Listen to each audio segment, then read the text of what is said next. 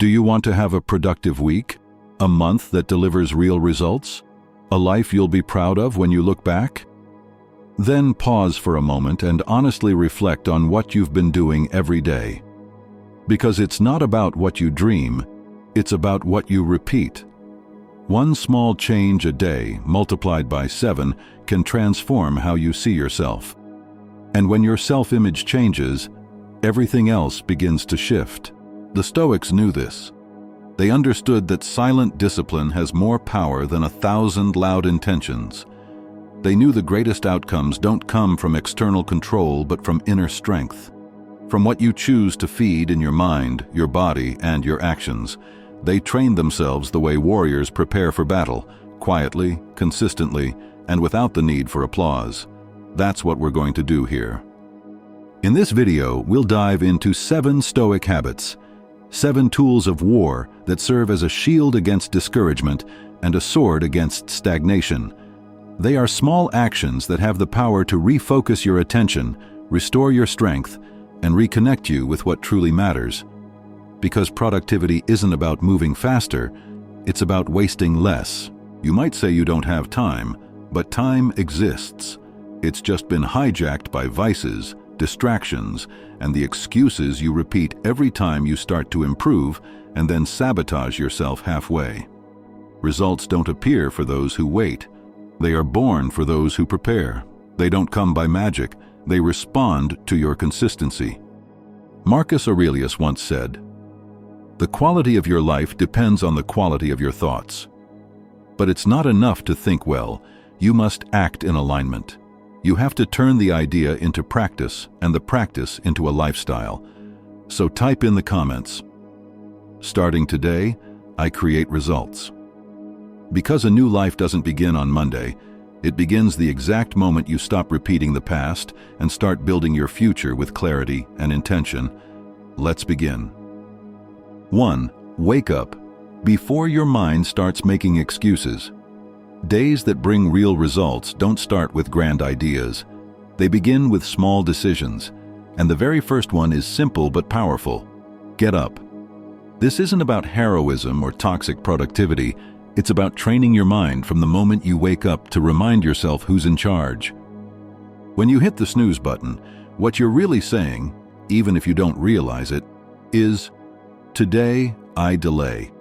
Today, I'll deal with it later. Today, I'll hide." That pattern seeps silently into your behavior, into the workout you skip, the project you postpone, the message you ignore, the yes that becomes a maybe. Because if you start the day giving in, most of your other decisions will follow that same rhythm, the rhythm of avoidance.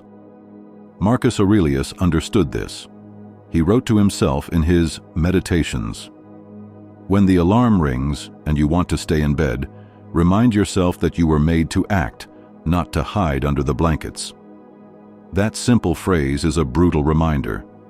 You weren't created to bury yourself in comfort every day. You were created to build your strength through action. Waking up early doesn't mean getting out of bed at 5 a.m. It means defeating that first impulse that pulls you away from what matters. You can wake up at 6, 7, even 8. The exact time doesn't matter. What matters is the gesture, the choice to arise before your mind starts negotiating with laziness. Think about it. The mind is like a clever lawyer. It will argue, justify, and rationalize every excuse until you're fully convinced that staying in bed is the best option. But in that moment, you don't need arguments. You need action. Getting up is like hitting the inner discipline button. It's your way of saying to your body, "Now is the time." Even if you don't feel like it, even if you're still tired, because it's in that very first gesture of the day that you begin training the muscle of decision-making. And those who begin with intention build consistency. Picture an athlete, a warrior, a leader. They don't wait to feel motivated. They move first, and motivation follows. You can be that kind of person too. Someone who builds confidence not with promises, but with action. So tomorrow, when the alarm goes off, get up. Don't overthink it. Don't give doubt a voice.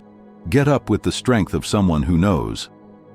The world outside only responds to those who've already started moving within. And if this message is already starting to resonate with you, type in the comments. Today, I choose to begin with strength. Because how you wake up shapes how you move through the day, and those who rise with determination end the day with direction. 2.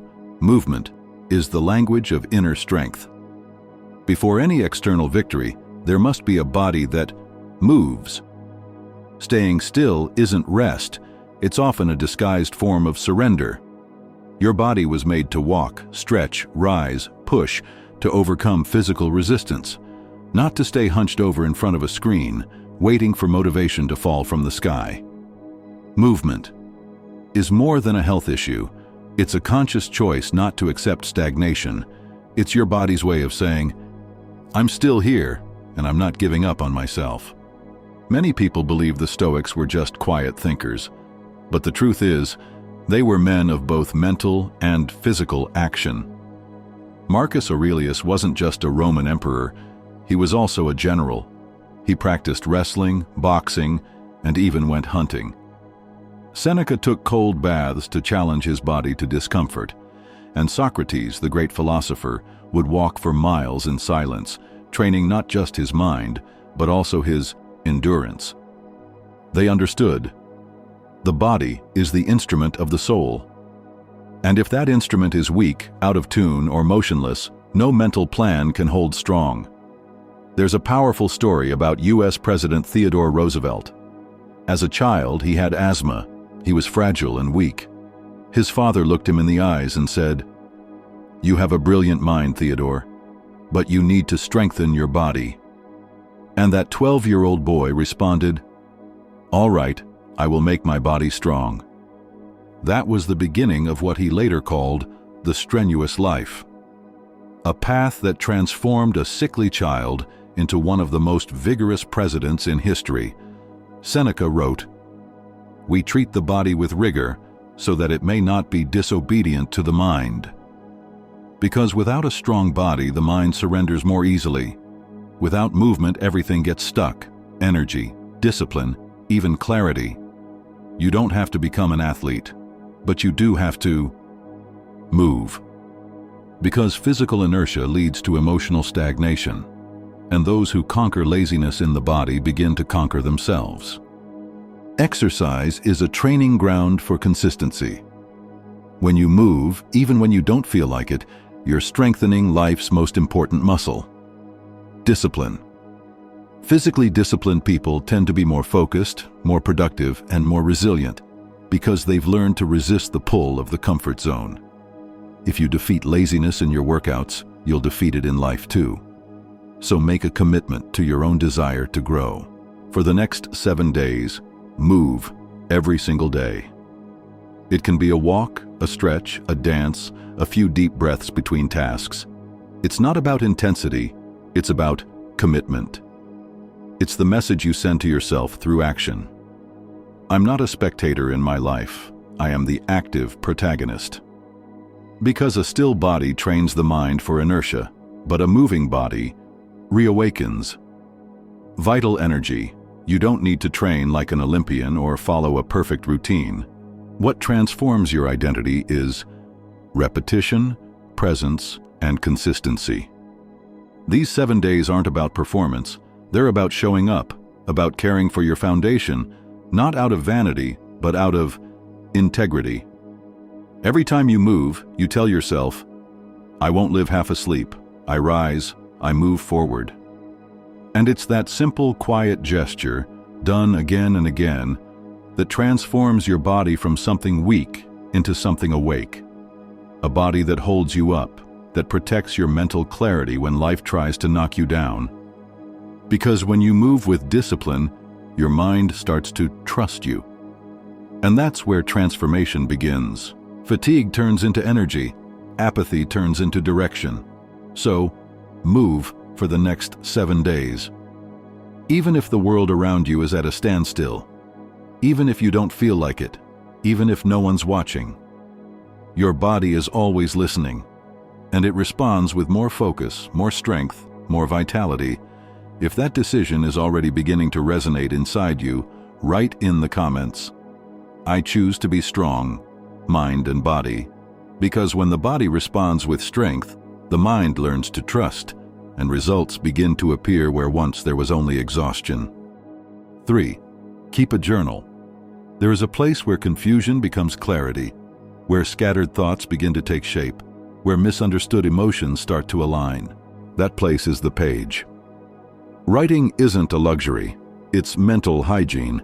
It's like taking a shower on the inside.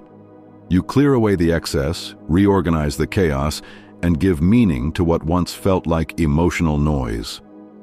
A lot of people think they need the perfect journal, the ideal pen, neat handwriting, or poetic quotes. But a Stoic journal isn't meant to be shown. It's meant to be felt. The notebook doesn't matter. What matters is the gesture. Taking 5 minutes to release whatever has been blocking you inside. Marcus Aurelius didn't write his meditations to leave a legacy. He wrote them to train his mind. It was his personal journal, a private conversation with his own thoughts. In it, he wrote, "You have power over your mind, not outside events. Understand this, and you will find strength." And that strength begins when you stop thinking only with your head and start writing from your soul. Writing is more than recording ideas. It's organizing inner chaos. Science backs this up. When you write about how you feel, it activates your prefrontal cortex, the part of your brain responsible for decision-making, focus, and emotional regulation. One study showed that putting emotions on paper reduces stress and increases clarity and a sense of control over your life. It's like wiping a fogged-up mirror so you can finally see yourself clearly. Think of your thoughts like loose pages blowing in the wind. If you don't organize them, they get lost. If you don't name them, they become noise. But when you write, you gather those scattered pages and turn them into a story. A story that tracks your evolution, preserves your insight, and maps your growth. James Clear, author of Atomic Habits, writes down each day what he read, what he learned, even how many push-ups he did. Not out of vanity, but as a record of who he's becoming. Because those who write with intention strengthen their identity. You start seeing patterns, recurring mistakes, emotions that keep returning, and you begin to gain mastery over yourself. You don't need to write pages. Start with a single line. Jot down an idea that touched you, a mistake you don't want to repeat, a fear you want to face, or simply what you learned today. What matters is that the words are yours, sincere, and written with presence. That moment with the page is like a mirror for your soul. It's where you stop running from yourself. It's where you meet who you were, reconnect with who you are, and plant the seeds of who you still can become. So for the next 7 days, write. 1 sentence in the morning, 1 reflection at night, because writing is planting awareness, and every lasting change begins with self-awareness. If that seed is already beginning to grow inside you, write in the comments, "Today I choose to write my evolution." And start now, with a few words, but with all your presence. Because when you write what you feel, you stop getting lost inside yourself, and you truly begin to transform. 4. Do the things you've been putting off. Seneca once said that the greatest tragedy in life isn't the mistakes we make. It's the time we waste. Procrastination steals something that never comes back, the present moment. It's easy to say, "I'll do it tomorrow. I'll deal with it later. I'll start next week." But that's the most convincing lie in the world. It seems harmless, and that's exactly why it's so dangerous. Procrastination is a slow form of self-sabotage. It's like piling up emotional trash. Every ignored task becomes a weight, a mental noise, taking up valuable space you could use to create, to act, and to build. Marcus Aurelius wrote in his Meditations, "You could be good today. Instead, you choose to be so tomorrow." And in making that choice over and over again, tomorrow repeats itself, until one day it becomes years. And life doesn't wait as long as you think it will. The Stoics believe the value of any action lies in the present moment. If something is worth doing, it should be done now. To procrastinate is a kind of arrogance. It's to believe, without any guarantee, that time will still be available later, that your energy will be the same, that circumstances will someday be just right, even though deep down, you know that perfect moment never comes. Have you seen what happens to a house that no one cleans for weeks? Dirt builds up slowly until eventually the environment becomes unlivable. The same thing happens in the mind of someone who keeps putting off what matters. Tiny decisions you ignore turn into massive, invisible blockages. Seneca called that the greatest waste in life. Every day that passes is a day you lose. When you procrastinate, you trade the certainty of the present for the illusion of the future. So if something is bothering you, resolve it. Start with one task that's been hanging over you. If there's a hard conversation you've been avoiding, have it. If there's a decision you've been postponing, make it. If you've been waiting for motivation to finally start that project, stop waiting. Take action, even without motivation.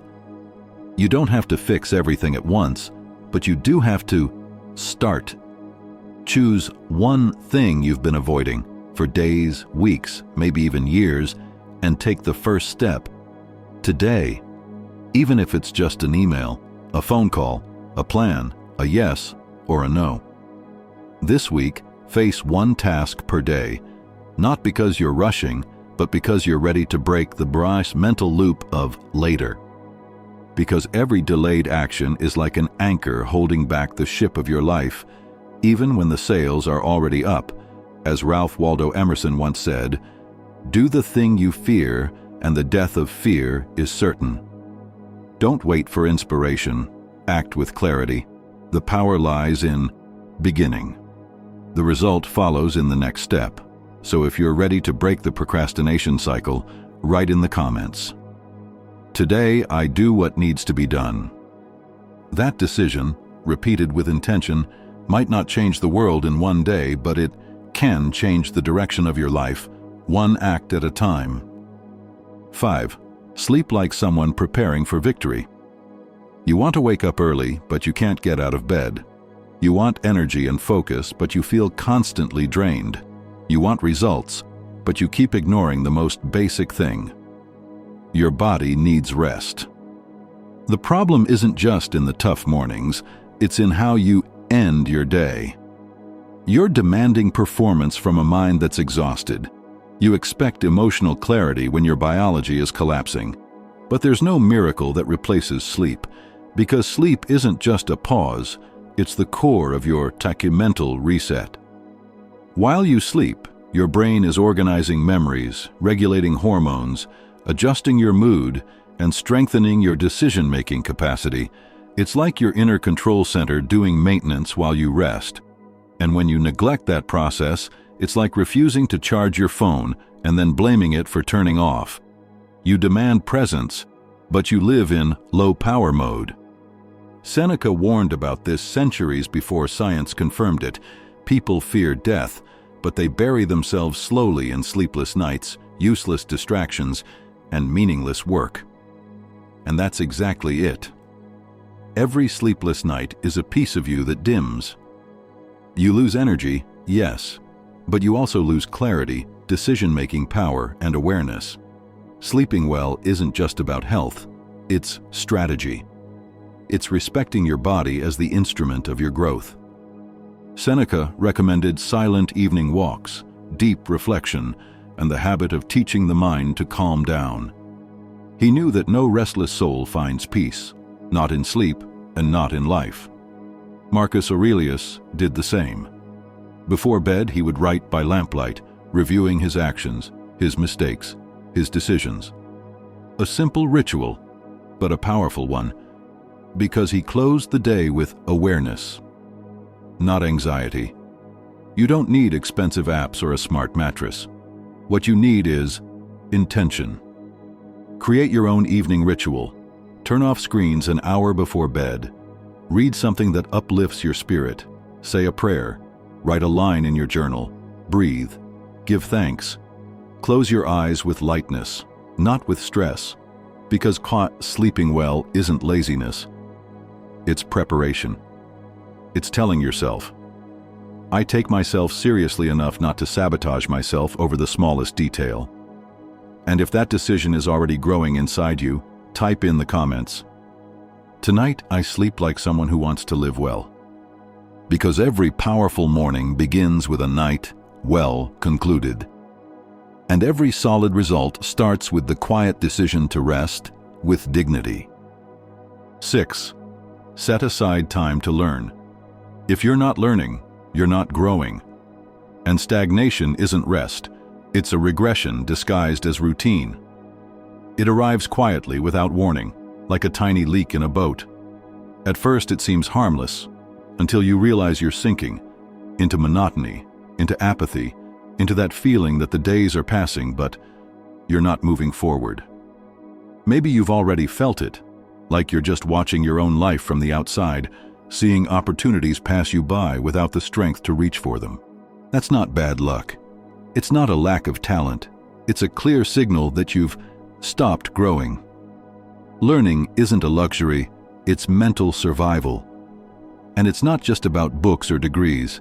It's about your ability to evolve with life, to reinvent yourself when faced with challenges. Think of your mind like a muscle. If you don't challenge it daily, it weakens, and you begin to repeat the same patterns over and over, like a broken needle stuck on the same note until everything feels the same. Seneca said, "As long as you live, keep learning how to live." And that applies to all ages, all paths, all situations. Because when you stop learning, you start living on autopilot.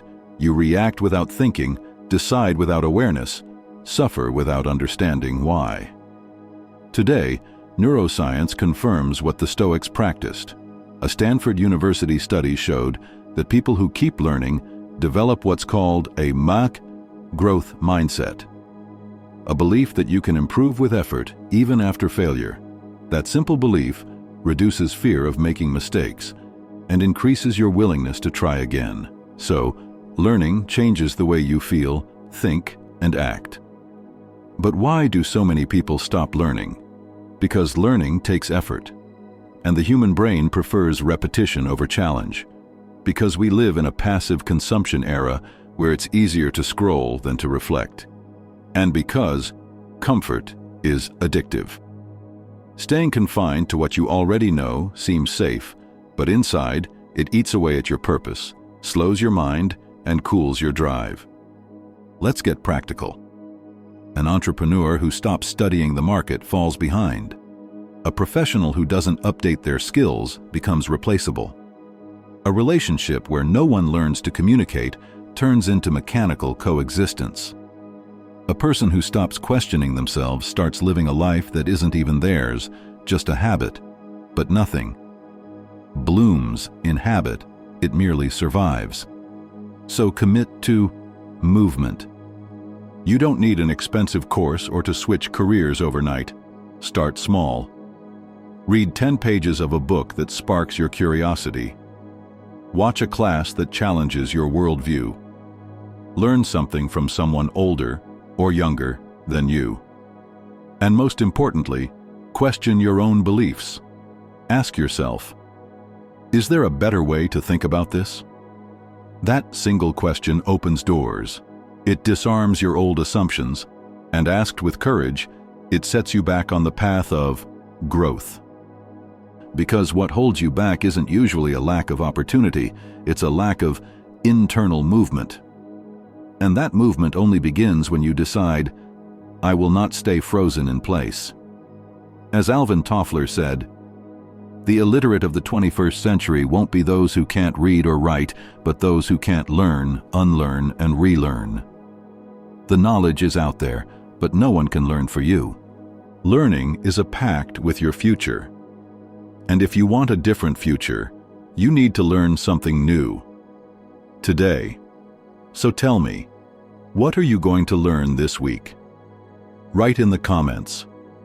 Today, I choose to grow. Because those who choose to grow every day build a life where results are not accidents, they are a natural consequence. 7. Start living with control. To the Stoics, control wasn't about rigidity, it was about applied wisdom. It meant knowing what to do with your feelings, your thoughts, and your desires. And this kind of control goes far beyond how much you spend or how many hours you spend on social media. It's about temperance, the art of using your inner strength not to sabotage yourself, but to grow. The first kind of control is the most overlooked. Control over dissatisfaction. Complaining may seem like a legitimate release, but in reality, it's an emotional vice disguised as sincerity. Every complaint you repeat doesn't fix your life, it reinforces your sense of powerlessness. On the other hand, every action you take, even small, restores your power. People who constantly complain don't want solutions, they want justification for staying stuck. Imagine you're in the middle of the ocean, sitting in a boat that's leaking. You could spend hours blaming the hole, the wind, or the one who built the boat. Or you could grab a bucket and start bailing out the water, even without knowing if you'll make it to shore. Most people complain and sink, but those who practice control take action, and those who act become stronger. The second form of control is less visible, but just as devastating: control over desire. Stoicism doesn't ask you to stop wanting things, it asks you to stop being a slave to what you want, because unchecked desire becomes a silent addiction to approval, to pleasure, to comfort, to more and more and more, until you lose yourself in the illusion that happiness lives out there, in something you don't yet have. The Stoics flipped that logic. They said, "You are already enough. You already have everything you need to act, to grow, to live." Seneca wrote, "It is not the man who has too little, but the man who craves more, that is poor." So control for the Stoics is not repression, it's in freedom. Freedom from excess, freedom from distraction, freedom from the self-imposed chains of wanting what doesn't matter. The modern world sells you urgency. Everything is now. Click now, buy now, reply now. But the wise learn to pause, to wait, to breathe, not out of laziness, but out of strength. Because whoever controls their reaction expands their options, and whoever controls their desire builds real power. So today, begin to live with control. Not over others, but over yourself. Control the impulse to complain. Control the need to have everything instantly. Control the urge to escape the present moment, because that's where real mastery lies. Not in perfection, but in presence. The Stoics weren't superhuman. They had fears, temptations, flaws, but they trained themselves daily to return to what mattered. And they chose discipline over distraction, not because it was easy, but because it was essential.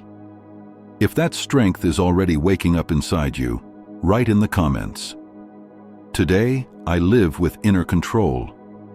Because when you master your inner world, your outer world follows, not overnight, but step by step, habit by habit, act by act. And so, your week becomes your training ground, your actions become your compass, and your life becomes your philosophy in motion. Now you have them 7 Stoic habits that can reshape your entire week, and possibly your life. But here's the truth. Knowledge without action is just decoration. The Stoics didn't just talk, they practiced.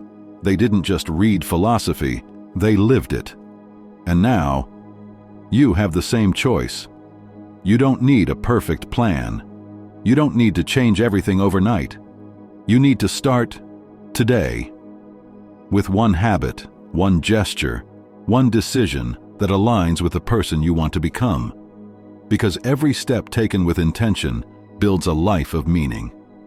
And every repeated habit becomes a character trait, a part of your identity. So ask yourself, which of these habits are you going to start with? What will your future self thank you for doing?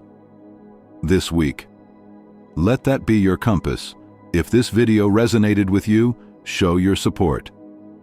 Like, share, and subscribe for more Stoic wisdom and practical strategies for self-mastery.